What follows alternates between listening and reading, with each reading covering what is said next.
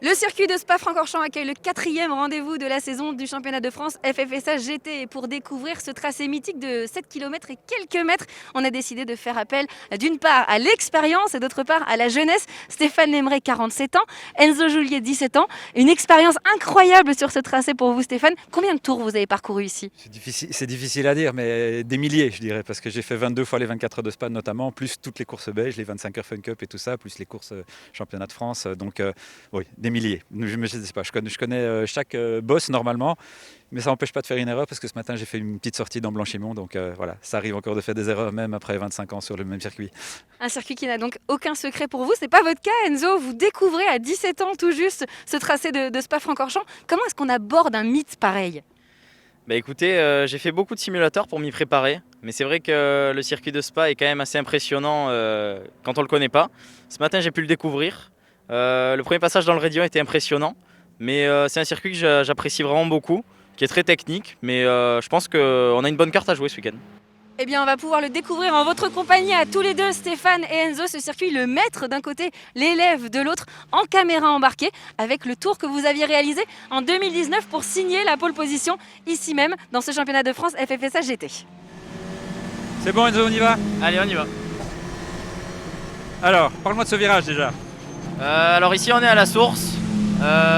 Premier virage du circuit. C'est pas le virage le plus technique, mais je pense que la sortie est importante pour conditionner toute la redescente derrière. C'est après que c'est passionnant, hein, le Raidillon. Ça, Tout c'est à les fait. premiers passages, c'est incroyable. Hein. Ce matin, j'ai pu effectuer mon premier passage dans ce virage. C'est vrai que c'était impressionnant. C'est un virage très technique et qui est très important pour la ligne droite derrière. Ouais. Petit aspi là, c'est important aussi de bien profiter des voitures moins rapides pour gagner un petit peu de temps dans la ligne droite. Et puis là, on arrive au freinage des combes. Très important, moi j'ai le repère à gauche, là je freine au début de la bordure à gauche. Donc là tu gardes de la vitesse. La sortie là, du droite est plus importante parce qu'il y a encore une petite ligne droite après. Attention au track limite. Les tracks limites ce matin c'était pas mal. Il y a eu beaucoup de voitures qui ont eu les tours annulés. Ouais, ils ont été sévères hein, ce matin. Ouais, il y a même des stop and go de 10 minutes, il va falloir faire attention aux qualifs. Ouais. Ça, ce virage-là, fais gaffe parce que le mur est pas loin. Donc c'est un des virages les plus risqués du circuit parce que c'est un des virages où il faut pas sortir, quoi. Il y a beaucoup de virages où on peut sortir un peu large, mais là il faut éviter. Et puis le fameux double gauche de Pouhon, t'aimes bien? C'est vraiment pas mal.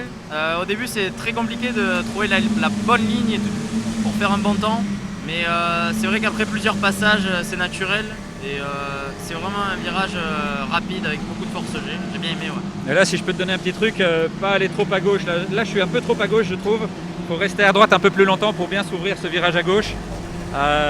Il faut sacrifier le droite pour bien aller dans le gauche. Et puis ici, virage à droite qui n'est pas essentiel. Par contre, celui-là, il est super important. J'aimerais bien passer à fond avec l'Alpine, mais je n'y suis pas arrivé ce matin. En qualif, ça passe à fond avec les pneus neufs, mais voilà, c'est un virage super important parce qu'après, la ligne droite, elle est super longue avant Blanchimont. Donc là, il y a le premier Blanchimont qui passe à fond facile. Sous la pluie, ça passe à fond, pas facile, mais ça passe à fond. Et par contre, le deuxième, là, c'est super difficile. Il faut essayer de passer à fond aussi en qualif. Pas évident. Là aussi, c'est un peu dangereux parfois. Et puis le freinage de ce qu'on appelle le bus stop, même s'il n'y a plus de bus stop. On appelle le bus stop parce qu'avant, il y avait un arrêt de bus, vraiment. Là, c'était la route. D'accord, C'était ok. une route et il y avait vraiment un arrêt de bus. Ouais, je pense que j'étais pas né pour voir ça. Non, voilà, c'est ça. 2004, toi, hein, c'est ça? 2004. Ouais. Je roulais déjà depuis 10 ans. Ouais, ouais. Ouais, tu fais Q1 ou Q2 demain? Demain je ferai la Q1. Ah, mais pas de chance, moi aussi. Donc, Ça va ta être compliqué. première pole, ce sera pas pour cette année. Ça va être compliqué, mais on va tout faire pour quand même. Je te le souhaite. Allez.